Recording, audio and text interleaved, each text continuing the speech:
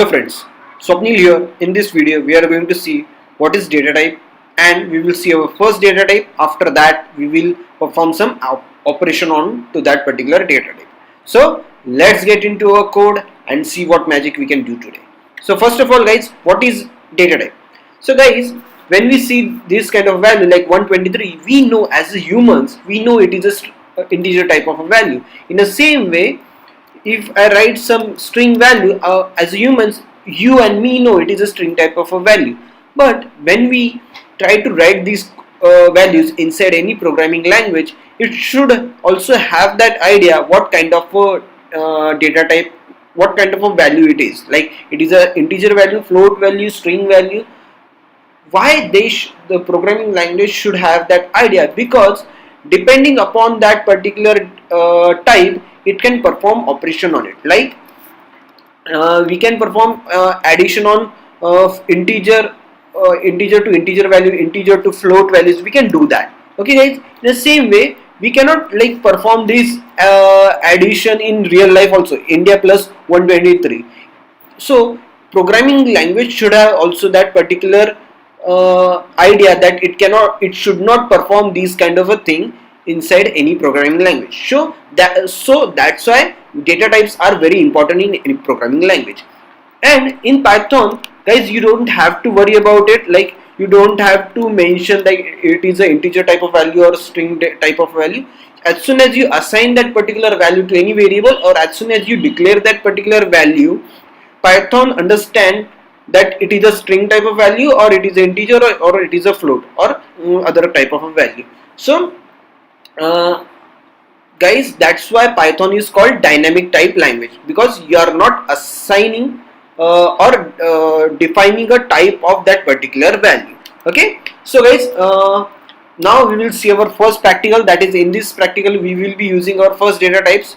We will be using two data types, which is comes into a number group, and those two data types will be int and float. Okay, so let's get into code and see the practical.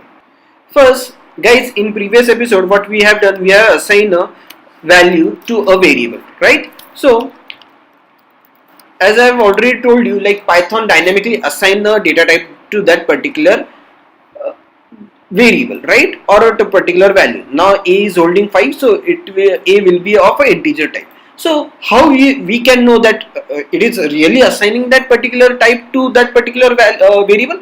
So for that, what we are going to do, inside a print function, we will be calling another function, that is a type function. And if we try to run this program now, what it is going to give us?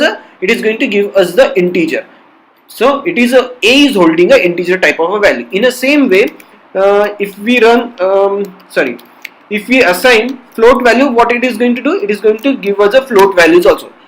Okay, right now what I'm doing, I'm assigning a string value, so that's why it is printing out str means over here it is a string value. So guys, in this way we can know that we can put any kind of a variable inside this type function, and it will going to output us the type of that particular variable, or type of a value hold by that particular variable.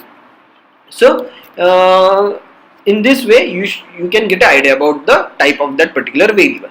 And guys, so in the same way, if I wanted to perform addition on two integer values, okay, so and I'm having one float values like this. I'm having a which is holding 4 and b which is holding 4.5. What I wanted to do is, I wanted to perform an addition of two integer values. So right now what is our a is integer, right, but our b value is not integer. So what we need to do is, we need to convert that particular value into an integer. So converting one value in one data type value into another data type, like converting this float to integer, the process is called typecasting. Okay, so right now how you can perform typecasting? Just what you need to do is, you just need to call that particular data type, like in our case it is int, and pass that particular value. Now if I try to run this program, and just I'm going to print it out. So what it is going to do, it is going to give me a 8. Okay, why it is? Because it is outputting because a is 4 and the integer value of b is 4. Let me guys show you the result so you can get a better idea about it. And as you can see guys, our b is converted into an integer and that's why it is outputting 4, which I have done over here. Okay, in the same way guys, you can perform a, like generally you can perform a vice versa also. You can convert a integer value into a float value. Let me do that also for you. And like 4, and let me save this. What it is going to do, it is going to output 4.0. okay, but guys remember, you should consider like what kind of a data you can convert into another kind. Like you can convert int into float, float into int. Okay, can we guys convert this? Okay, this 4, what it is not an integer, it is a string type value, right guys, because it is inside a inverted commas, right? So let me first give you an idea about it, right, what exactly type of this value. Let me run this, and what it is going to give me, it is a string type of value, right? So can we convert this value into integer, right, or into float, whatever? Let me run this and you will get an idea about it. Yeah guys, we can do that. So you should consider, you should look into the value first of all, and then you should decide like we can convert that value into integer, float or not. But guys remember, this is a inside this string, it is an integer value.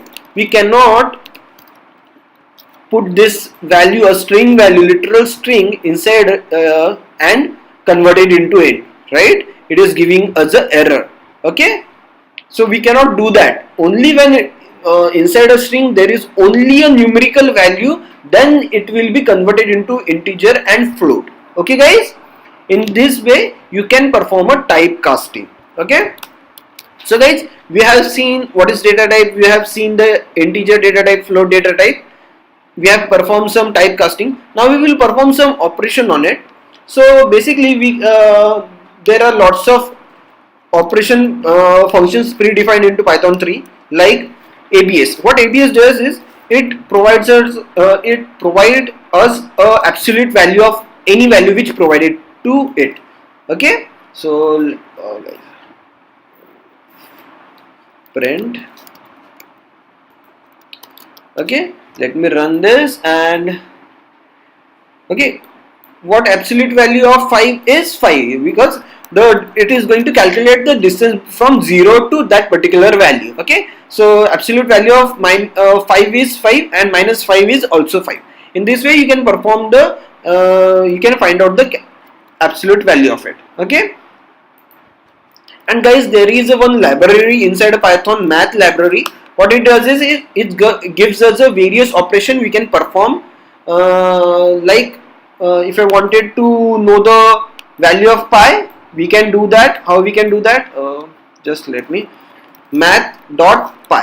What it is going to do, we are calling this library, and inside that library the value of pi is defined, and now if I try to run this program, what it is going to give us a value of pi, that is 3.141592 dash dash. Okay, so in this way you can find out the values of pi.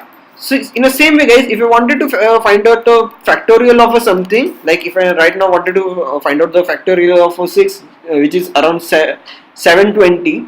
Now if I are using this particular function, I can quickly find out the value of a factorial of 6, which is 720. Okay, so you don't have to write small programs for these kind of things. In the same way, like if I wanted, you can find out the sign of something, right?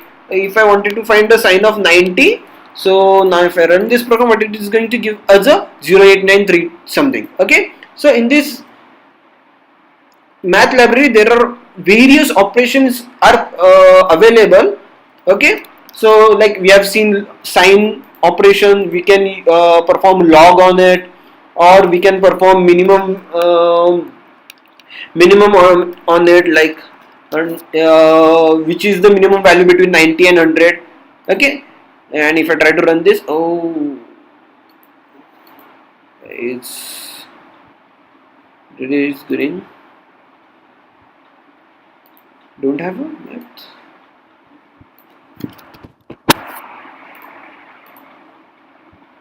Okay.